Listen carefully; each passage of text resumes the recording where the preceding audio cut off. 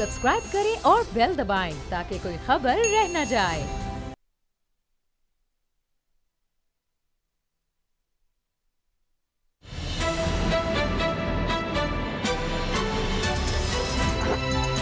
अब पता चला।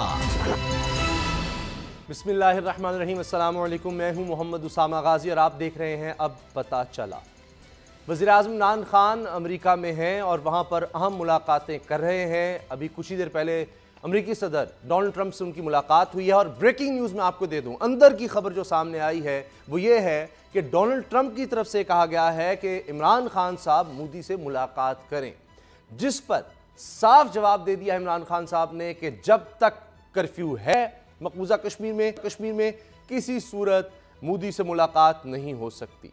अब यह भी देखना होगा कि क्या यह बात मोदी की तरफ से कही गई है जब ट्रंप की मोदी से मुलाकात हुई कि जनाब जिस तरह से इमरान खान हर किसी से हर सतह पर मकबूजा कश्मीर का मुकदमा लड़ रहे हैं और भारत को शर्मिंदगी का सामना हो रहा है, यहां पर भी आलमी मीडिया मकबूजा कश्मीर के हवाले से भारत से सवाल उठा रहा है। जहां जहां मोदी जा रहे हैं एहतजाज भी हो रहा है। तो इस पर वो जिस तरह से उन्होंने अपना जलसा जो किया मोदी ने, वहां पर भी पाकिस्तान पर वार किया, उससे नजर आ रहा है कि अगर है परेशानी है तो सिर्फ और सिर्फ पाकिस्तान की, इमरान खान की, कि वो क्यों मकबूजा कश्मीर का मामला हर सतह पर उठा रहे हैं और भारत का असल चेहरा लोगों को दिखा रहे हैं। अब इमरान खान के इनकार के बाद क्या होगा?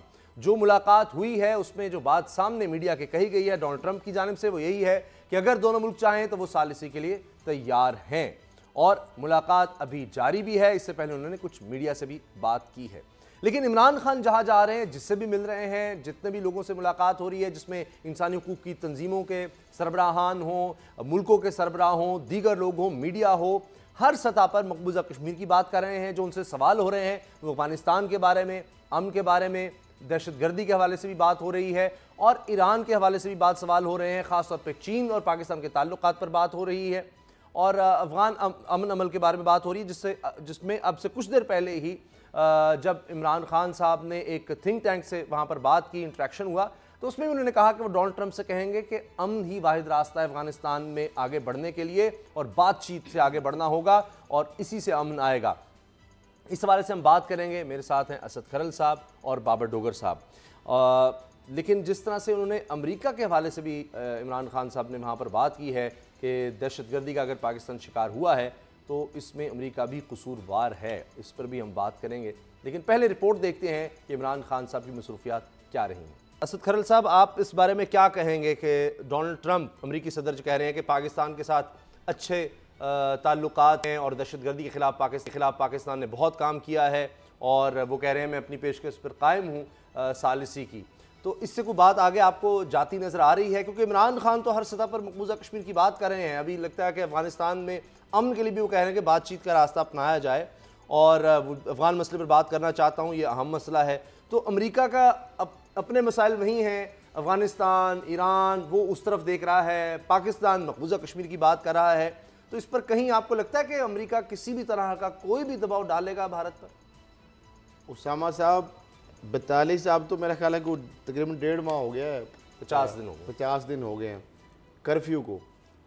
और माशाल्लाह ये पहले जब सालसी की पेशकश हुई थी डोनाल्ड ट्रंप की जानब से, इमरान खान साहब का जब वहाँ पे दौरा हुआ था और वापस पहुँचे नहीं थे मेरा ख्याल शायद गालबन, तो वो ये जो सारा मामला जो हुआ उनके साथ जुल्म और सितम और ये 370 और उनकी वसीयत जो ख़त्म की गई, आज भी मैं स्टेटमेंट पढ़ रहा था, आज फिर वही घसा पटा उन्होंने मुताला जो बात की है कि जी मैं आज भी सालसी के लिए तैयार हूँ।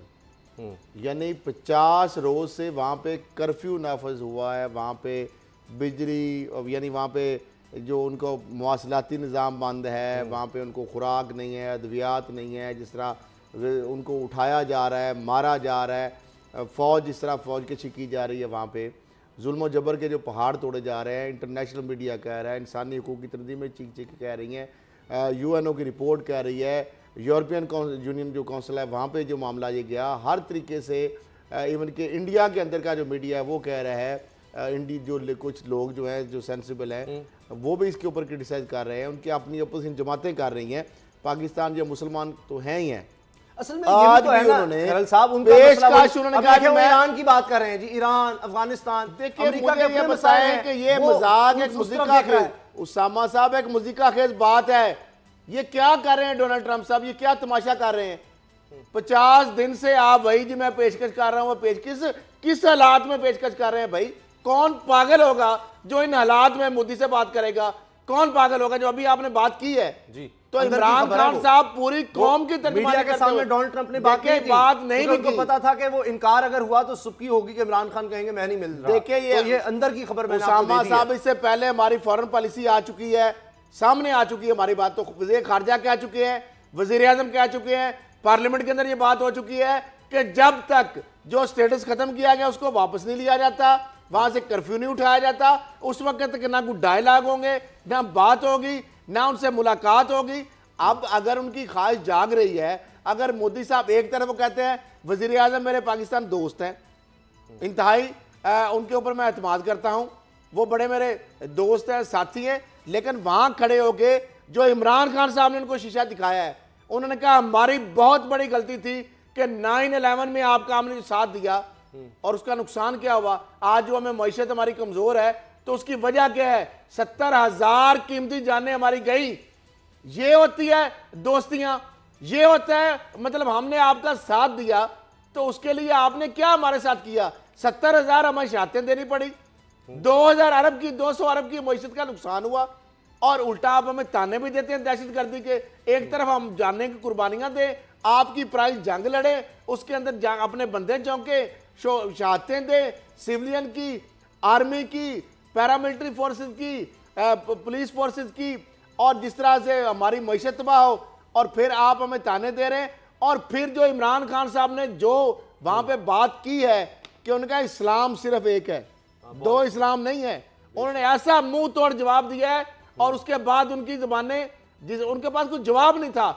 जिस तरीके से वहां आप देख रहे थे जो सेशन चल रहा था, क्वेश्चन जिस तरह बड़े मुश्किल घुमा घुमा के जिस कॉन्फिडेंस के साथ उन्होंने जवाब दिए हैं, और जो वो कहते हैं क्लासिकल जो छित्रौल की गई है, बड़े बड़े जो लोग थे जो पेड साबी थे, जो स्पॉन्सर थे, जिनको क्वेश्चन लिख के दिए गए थे, आपको भी पता है इजरायली वहां पे लॉबी थी, इंडियन लॉबी थी, वो बसाना चाह रहे थे।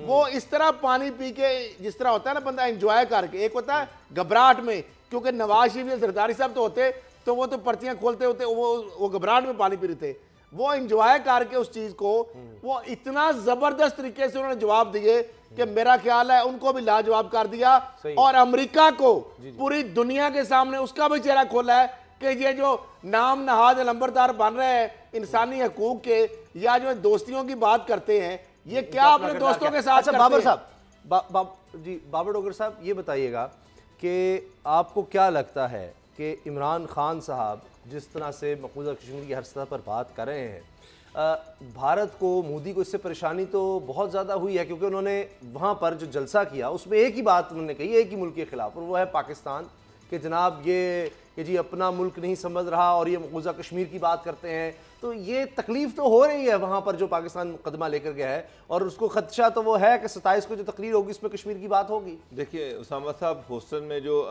इंडिया ने 59,000 इंडियंस का जो एक मजमा इकट्ठा किया और उसमें ट्रंप को बुलाया, और ये कहा गया कि ट्रंप की ये इलेक्शन कैंपेन है, और जिस तरह से मोदी ने वहाँ पर तकरीर की, आपको पता है कि उसके टोटल एक्सपेंडिचर्स क्या थे? उसका 1.4 लाख करोड़, तकरीबन 10 खरब से ज़्यादा इस पर खर्चा आया है इंडिया का। ये खर्चा क्यों किया गया? ये खर्चा सिर्फ इसलिए किया गया कि 27 सितंबर को इमरान खान जो तकरीर करेंगे यूएनओ में, और पाकिस्तान कश्मीर को जो जिस तरह से उजागर कर रहा है उसको काउंटर किया जाए।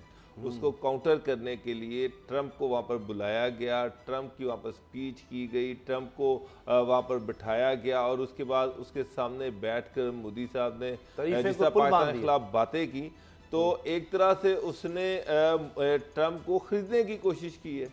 ये तो एक ओपनली है कि उसने ट्रंप को खरीदने की कोशिश की है। कोई शक नहीं, पैसे भी दिलवाए उनकी कैंपेन के लिए, भारतीय लॉबी इन्वेस्टमेंट की, इतनी बड़ी इन्वेस्टमेंट की, उसकी वाहद वजह कश्मीर है। उसकी वाहद वजह जो है वो 370 है। उसकी वाहद वजह ये है कि पाकिस्तान कश्मीर का इशू सारी दुनिया के सामने पेश कर रहा है। उसकी वाहद वजह ये है कि दुनिया का सारा मीडिया जो है उसका फोकस जो है कश्मीर बना हुआ है। उसकी वाहद वजह ये है कि सारी दुनिया की जो नज़रें हैं वो इमरान खान पर लगी हुई हैं कि इमरान खान 27 सितंबर को कौन सी क्या तकरीर करते हैं और किस तरह से कश्मीर का मसला जो है उसको दुनिया के सामने उजागर करते हैं।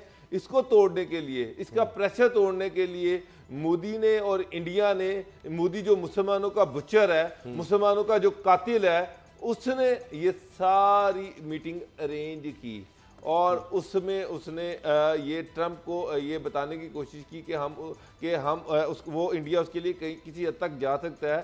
सिर्फ इशू ये है कि वो कश्मीर के इशू पर इंडिया का साथ दे।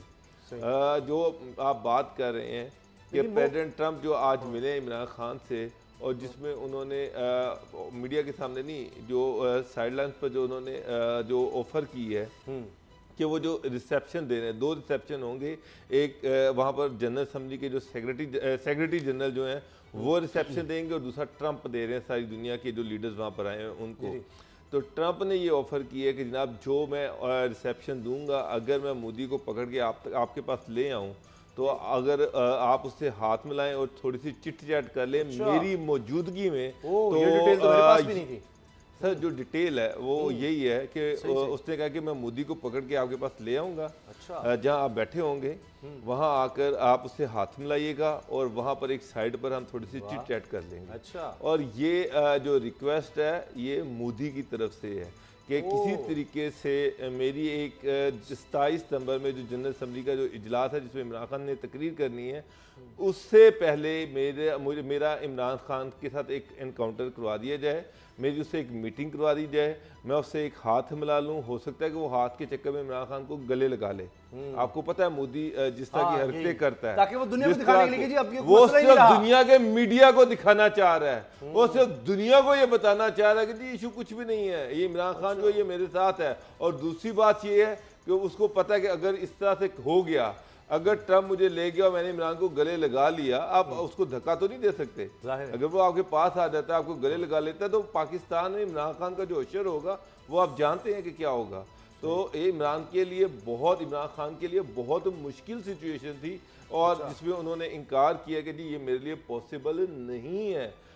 जब तक मोदी कश्मीर से कर्फ्यू नहीं उठाता, इमरान खान ने कहा कि मैं उस वक्त तक उससे नहीं मिल सकता। ये उनकी गवर्नमेंट की, पाकिस्तान गवर्नमेंट की पॉलिसी है और इमरान खान उस पॉलिसी के अगेंस्ट नहीं जा सकते। तो उसामा साहब, एक चीज जो ट्रंप मैसेज लेके आए हैं और जिस तरह से वो मोदी की तारीफें वहाँ पर करते रहे और यहाँ पर आकर वो ये कह रहे हैं कि जनाब मैं सालसी के लिए तैयार हूँ, हालांकि मोदी साहब तो बिल्कुल ब्लैटरली उसको इनकार कर चुके हैं। पाकिस्तान तो कह रहा है कि ठीक है सालसी करवाएं, मोदी जो है इसे बिल्कुल इनकार कर चुका है।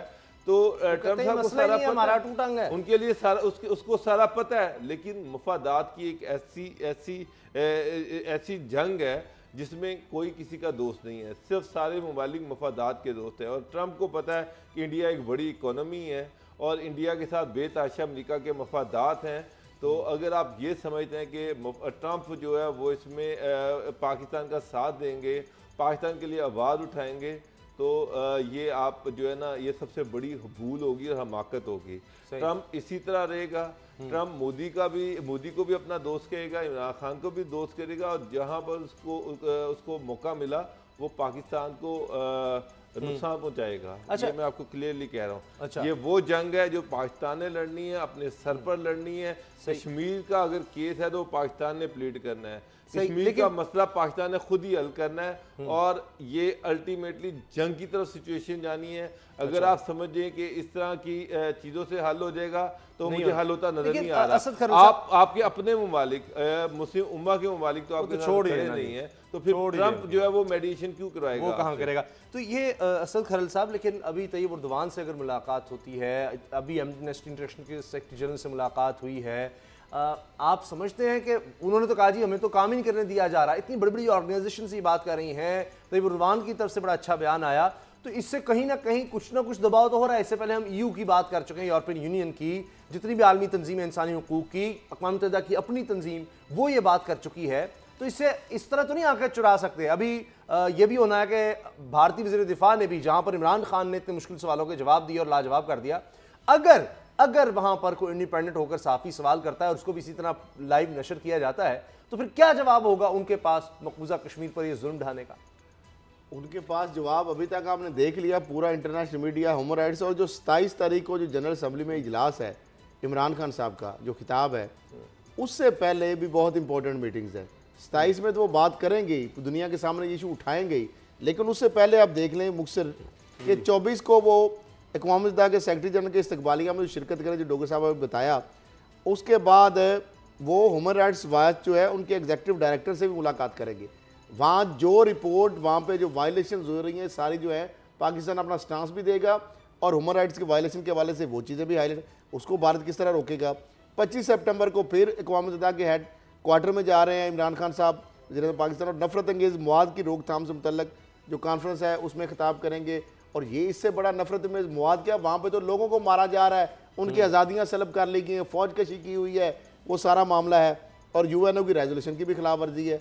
अच्छा, फिर उसके बाद 26 को वो बरतानवी वज़ीर आज़म से मिल रहे हैं, डेविड कैमरॉन से। फिर उसके बाद यानी वो उनके बरतानवी वज़ीर आज़म से फिर अक़वाम मुत्तहिदा में जाएंगे, फिनांस से मुतल्लिक़ इजलास है, और 27 को उनका जो इजलास है। और फिर उसके बाद मिस्र, इथियोपिया और न्यूजीलैंड के जो वज़ीर आज़म से मुलाकात, और इसके अलावा कुछ और भी मामला ये है कि उसामा साहब, जिस तरह आपने बताया कि डोनाल्ड ट्रंप से तो हमें उम्मीद नहीं रखनी चाहिए कि वो बढ़ के आगे आएगा, ये सारा, लेकिन एक बात जो आपने बड़ी अहम इंकशाफ किया, जो इनसाइड आपने स्टोरी की, जी। उसको सेकंड जो डोगर साहब ने उसके अंदर तफसील भी बता दी, जो तफसील बताई, एक चीज मैं आपको ऐड करना चाह रहा हूँ। जी, जो डोगर साहब ने तो बता दिया, ये कहते हैं ना हिंदू बनिया जो है, ये बगल में छुरी और मुंह में राम राम, और जो चांकिया और जो सारा ये फलसफा है, ये एक और चाल खेलने की कोशिश करेंगे, मे भी उसके ट्रैप में कि इमरान खान साहब आ जाएं। ये मोदी और ये हुकूमत जो भारत की है, ये मुसाफा करने के लिए, गले मिलने के लिए, एक तो उन्होंने तरले डाले जी, एक तो उन्होंने तरले किए, तो जहाज गुजारने के लिए डोनाल्ड ट्रंप को, अमेरिकी सदर को तरले किए कि प्लीज हमें जनाब कुर्बानी का बकरा बना के, तो हमें जनाब मेहंदी शहंदी लगा के, तो हमें गले लगा दें। यानी इस तरह, इससे और ज्यादा तजलील क्या है कि वो अपने तरफ एक बड़ा दावा करते हैं, वहां बड़के लगा रहा था कि अब जंग हल है, आतंकवाद है, और ये वो जिस तरीके से वो कर रहा था, जो बड़के लगा रहा था कि यानी हाथी के दांत खाने के और दिखाने के और फिर वो बगल में छुरी और मुंह में राम राम, उसने तरला किया, बैक किया। उसके बाद इमरान खान साहब ने एक अजीम कौम के एक अजीम लीडर होते हुए कैटेगोरिकली जवाब दिया उनको कि मैं ऐसा नहीं करूंगा, लेकिन एक चाल खेलेगा, बनिया चाल ये खेलेगा कि वो मोदी को भी यकीन दहानी खिला, उसको ट्रंप को भी और इमरान खान को भी वहां पे फौरी तौर पर कहेंगे, जिस तरह पहले ड्रामा कर चुके हैं वो UNO के इजलास में डोगर साहब को नहीं, बल्कि मुलिया उस वक्त जो कहा चीफ सेक्रेटरी को हमने कह दिया है, वो कर्फ्यू में नरमी कर रहे हैं आहिस्ता आहिस्ता। उसके बाद आज तक नरमी हुई, ये वहां पे ड्रामा खेलेंगे ताकि इमरान खान साहब को डिस्क्रेडिट किया जाए। वो तो कह रहे हैं, वो तो कह रहे हैं कि जी कर्फ्यू में ग्रेजुअली आप सुन हम नरमी कर रहे हैं, ड्रामा सुन ले थोड़ा सा, ये कहेंगे आखिरी वक्त में कि हम कर रहे हैं ताकि इमरान खान अगर गले मिल जाए तो हमने तो किसी होना नहीं है, ताकि इमरान खान, लेकिन इमरान खान साहब चाल में आएंगे। अच्छा, ब्रेक से पहले होंगे, इनकी चाल में नहीं आएंगे। सर 30 सेकंड से ब्रेक से पहले मुझे बाबर साहब भी बताएं कि जिस तरह उन्होंने, मोदी ने ह्यूस्टन के जलसे में जो उन्होंने इतना, आप जिस तरह बता रहे अरबों रुपया उसमें लगाया, तो वहां पर जिस तरह पाकिस्तान पर हमला किया, आपको लगता है अब भी वो खबरें फैलाने की कोशिश कर रहे हैं कि जो दहशतगर्दी का खतरा है, कोई पाकिस्तान की तरफ से कुछ हो सकता है? हर दफा उनके पास यही बहाना है। अभी जब ये इन्होंने 370 आर्टिकल का खात्मा करना था, तो तब भी यही इन्होंने किया कि पता नहीं दहशतगर्दी का खतरा, वो ड्रामा रचाया। अब वो फिर अपने मीडिया के थ्रू बिल्ड करने की कोशिश कर रहे हैं बात, और अगर 27 को मोदी ये तकरीर करते हैं तो कोई मानेगा इस बात को कि जी पाकिस्तान दहशतगर्दी कोशिश कर रहा है, दहशतगर्दी के ध्यान इस मकबूजा कश्मीर के मामले से हटाकर इस तरफ लोगों को लगाया जाए, क्योंकि दहशतगर्दी से वो मामला तो बनता है ना कोई, कि वहां पर स्याह फामों ने जिस तरह फायरिंग की अमेरिका में, न्यूजीलैंड, दीगर यूरोप में हो रही है, तो लोग इससे सेंसिटिव तो हैं। सामा साहब, मोदी जो तकरीर करेगा ना 27 सितंबर को, उसमें दो बड़े इश्यूज होंगे। एक इंडिया का, एक ये दुनिया की सबसे बड़ी डेमोक्रेसी है और दुनिया में सबसे बड़ा मुल्क, जमहूरी मुल्क है, और एक ग्रोइंग इकोनॉमी है, और ये वो सारा कुछ। और दूसरा वो पाकिस्तान पर इल्जामात की बुछाड़ करेंगे कि पाकिस्तान किस तरह से इंडिया में दहशतगर्दी कर रहा है। आज सिर्फ एक चीज इंडिया में उन्होंने ये इल्जाम लगाया कि पाकिस्तान ड्रोन्स के जरिए से इंडियन पंजाब में असला बांट रहा है। आप इससे बड़ा मजाक ड्रोन के जरिए कुछ लोग पकड़े हैं, उन्होंने वहां पर कुछ लोग पकड़े हैं, उन्होंने कहा जी कि जर्मन मेड वो असला है जो पाकिस्तान के थ्रू इंडिया में आया है और ये पाकिस्तान में ड्रोन के जरिए। ब्रेक के बाद बात करेंगे कि मौलाना फजलुर रहमान साहब जो हैं वो अब क्या चाल चलना चाह रहे हैं, सियासी चाल, और उसमें किस हद तक वो कामयाब होंगे। नाकामी की एक बहुत बड़ी खबर है मौलाना साहब के लिए। ब्रेक के बाद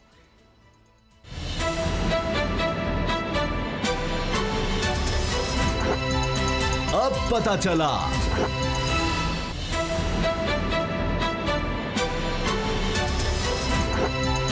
अब पता चला। मौलाना फजलुर रहमान साहब मैदान में आ रहे हैं, वैसे तो काफ़ी अरसे से मैदान में हैं, अब ताज़ा उनके बयान है। उफ, आप देखें क्या कह दिया मौलाना ने। ओए होए, मेरे ख्याल है कि अब तो तहरीक इंसाफ बड़ी परेशान हो जाएगी। मौलाना फजलुर रहमान साहब ने कह दिया जी 15 मिलियन मार्च कर चुके हैं, 15 मिलियन मार्च, और मिलियन में पता है क्या 10 लाख होते हैं, 10 लाख। तो 10 लाख लोगों के साथ वो 15 पहले मार्च कर चुके हैं। वो कहते हैं अब अकेले भी कर सकते हैं। इसके अलावा उन्होंने कहा है कि जी एनआरओ नहीं देंगे इमरान खान को, यानी इमरान खान को एनआरओ नहीं देंगे।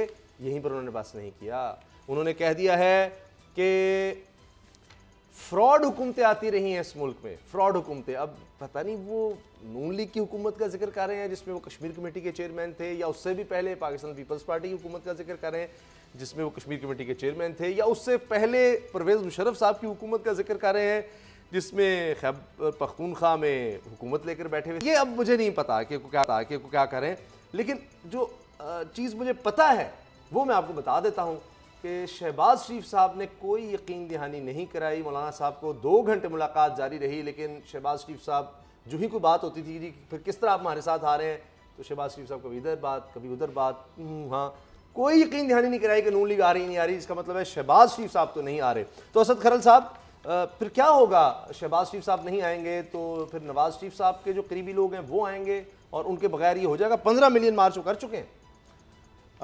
देखिए फजलुर रहमान साहब को मेरा ख्याल है या तो बेवकूफ़ हैं या सादा हैं या मासूम हैं। ऐसे ना करें, ऐसे ना करें। नहीं, मैं आई प्रोटेस्ट। या उन जितना यानी देखिए मुझे सियासत को वो समझते हैं, कभी उन अगर वो सियासत को ना समझते हैं तो वो ये आज़ादी मार्च, तहफ़्फ़ुज़ नामूस मार्च, ये दोनों चीज़ें इकट्ठी कैसे करते वो?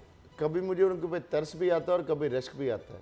रश्क इसलिए आता है कि जिस तरीके से उन्होंने कहानी बनाते हैं, जिस तरीके से आपने देखा ना, पहले वही मौलाना फजलुर रहमान साहब जो कहानियाँ सुना रहे थे कि जनाब वो सब का वो मुझे नादीदा पता नहीं कौन कौन सी कुत्तों का भी इस जो आज़ादी मार्च को सपोर्ट है, तो आए हैं जोक दर जोक आए, तो वो मेरे ख्याल गुब्बारे से आवाज़ तो निकल जाएगी, क्योंकि वो जो उनका चूरन है वो नहीं बिका।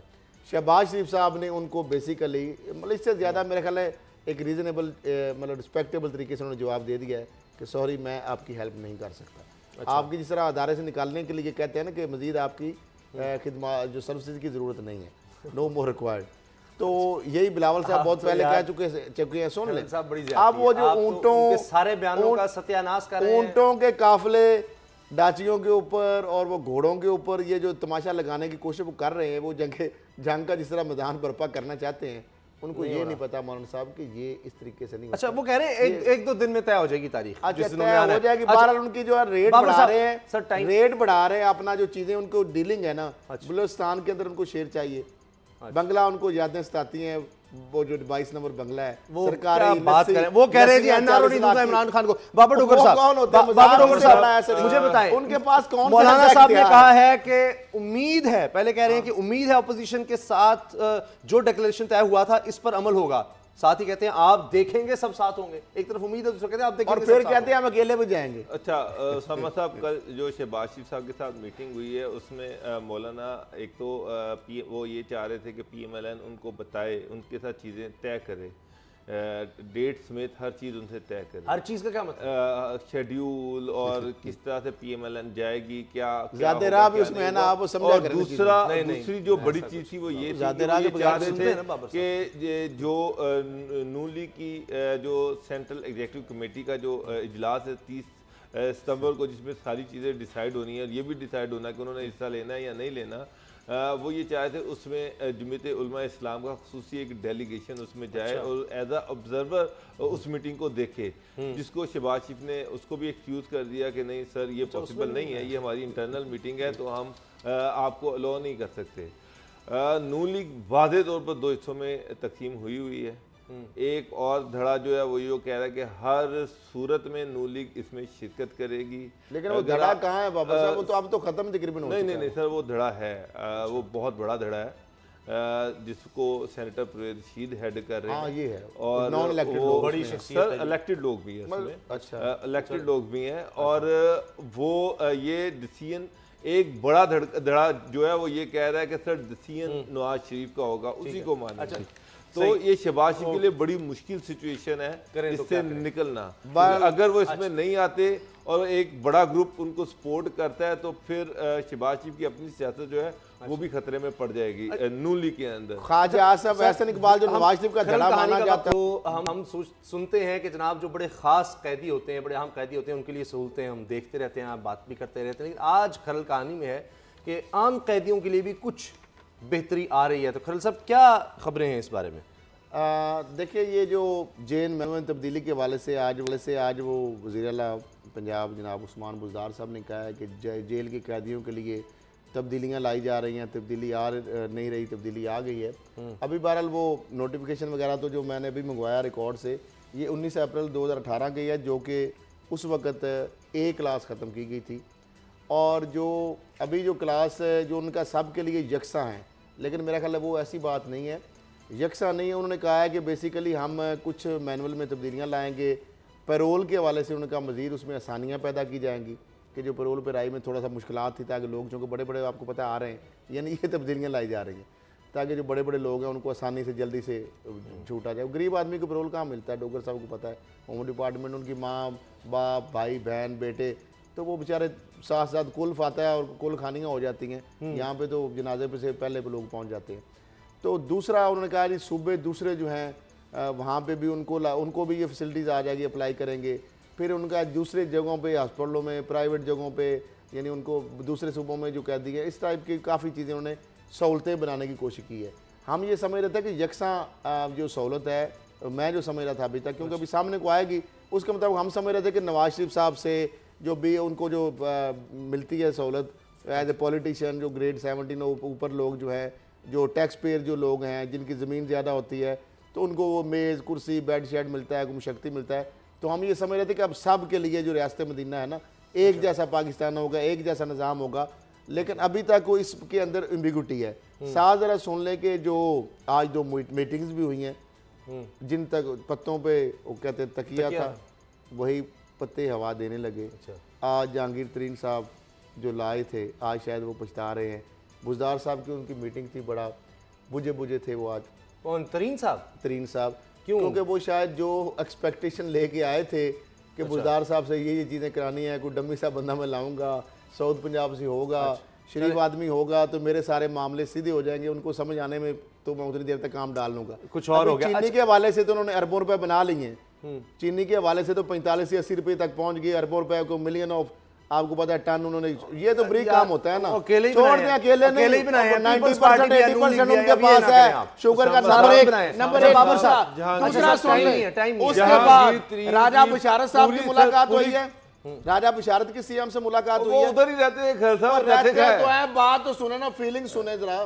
तो उससे मतलब ये लग रहा है कि बीच में जहांगीर तरीन साहब भी डिसअपॉइंट उनसे हैं वो, क्योंकि जहांगीर तरीन साहब के लिए करें या अपने भाइयों के लिए करें, अपने फ्रंटमैनों के लिए करें, ताहिर चीमा के लिए करें, असद खोखर के लिए करें, वो बुज़दार उमर के लिए करें, जाफर के लिए करें, तूर के लिए करें, और लाहौर में जगह लें, चीमा के लिए लें। सर जहांगीर तरीन साहब जो हैं, मैं आपसे डिसएग्री करता हूँ, उनका पंजाब पर पूरा कंट्रोल है, लेकिन आज वो सर सुन लें, सेक्रेटरी लाइफ स्टॉक को आज से 2 हफ्ते पहले उन्होंने उड़वा दिया, ये कह करके ये इसलिए एक्सेप्टेबल नहीं है कि उन्होंने उससे कहा था कि दोस्त मेरी कंडीशंस पूरी करे, उसको बुलाया गया, उससे कहा गया कि ये 2 डिमांड पूरी करो। पहली बात ये है कि डब्बों वाला दूध लाहौर में चलेगा, ये खुला दूध बंद कर दो, और दूसरा मीट गोश्त जो है बकरे का उसकी कीमतें आज़ाद कर दो, मगर 1200-1300 से चाहे 2400 पे जाती है, इसको फ्री कर दो, डीसी रेट से निकाल दो। फायदा जहांगीर तरीन को क्या फायदा? सर सुन ले, बंदा बदल गया, काम तो नहीं ना हुआ, मसला तो यही रोना है बुड्ढोगर साहब। खैर साहब काम हो गया यार, आप आधी खबर लेके आते हैं। आधी बताएं ना, फिर उसके बाद हो गया ना काम, तो बता दें। पंजाब गवर्नमेंट ने नोटिफिकेशन कर दी है कि 2020 के बाद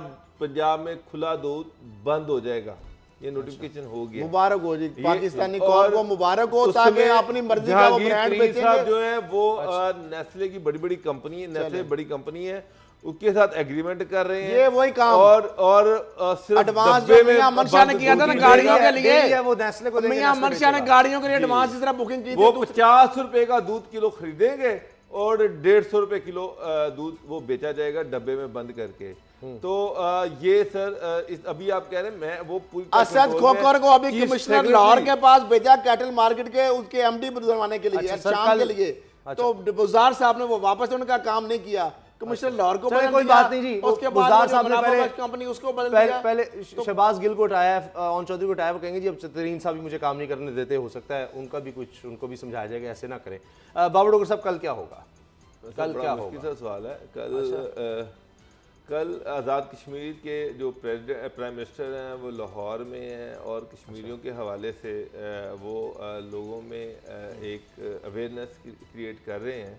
इस हवाले से कल वो पंजाब यूनिवर्सिटी भी जा रहे हैं, जहाँ पर बलूचिस्तान के चीफ मिनिस्टर भी आएंगे और स्टूडेंट्स जो हैं वहाँ पर एक बहुत बड़ा सेमिनार कर रहे हैं, जिसमें वो बताएंगे कि जो मकबूजा कश्मीर है वहाँ पर किस तरह से जुल्म सितम किया जा रहा है और किस तरह से वो लोग जो हैं, किस तरह से वो वहाँ पर रह रहे हैं, किस तरह से ज़िंदगी गुजार रहे हैं और किस तरह से उनके बच्चों को अगवा किया जा रहा है, उनको मारा जा रहा है, उन पर सारी दुनिया की सोबतें जो हैं उसको वो बर्दाश्त कर रहे हैं। तो इस हवाले से वो कल लाहौर में हम ये एक कह लें मीटिंग भी कह सकते हैं और एक खिताब है।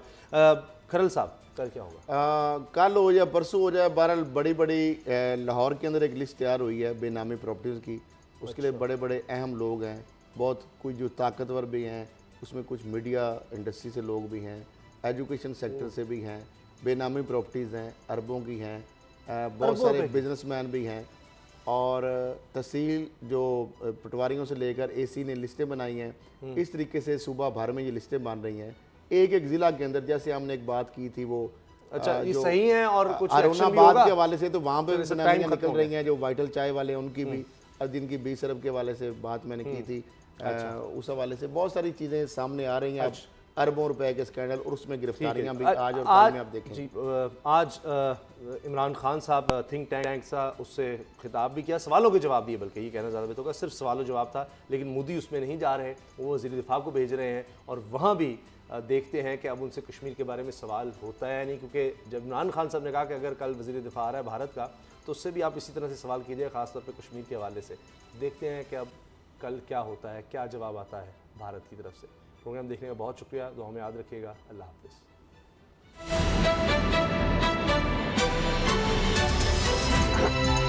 अब पता चला।